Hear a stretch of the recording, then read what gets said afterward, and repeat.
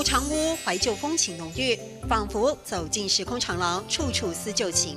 客家祖堂对联上8个字，道尽移民艰辛，100年岁月依旧屹立。早期客家人都是从广东来嘛，广东演派从广东来到台湾，从台湾北部恢复它的基业。老东西有最深浓的人情底蕴。老板陈文衍用老建材说自己的故事。角落边一顶客家阿婆的八卦床，总能让小朋友好奇，也常常有人来寻找他们的纯真记忆。那以前老人家他们都知道，八卦床就是看上面嘛。所以他来他一看，他会会心一笑。对。怀旧起点是父亲留下的日式家具，陈文衍用情感延续这一方空间，不让生冷建材侵害，用心捍卫温润。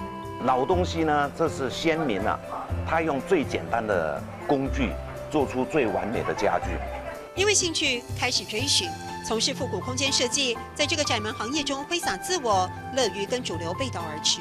现在的人做装潢是老房子弄新，那我现在跟人做呢，都是人家的新房子，我把它弄旧。用心也浓缩在菜肴里，选用的高级食材满足顾客的胃，却也不必担心瘦了荷包。客户来消费呢，他有权利享用最好的东西。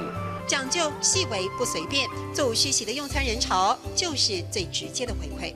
我头家高朋满座哎，谁你懂好？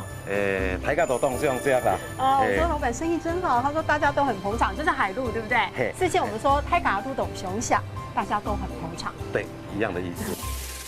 复古餐厅果味盎然，老板陈文衍说，这些老东西其实是他对于自己生命轨迹的追寻，就如同现在他最重视的是朋友，因为随着岁月只会越陈越香。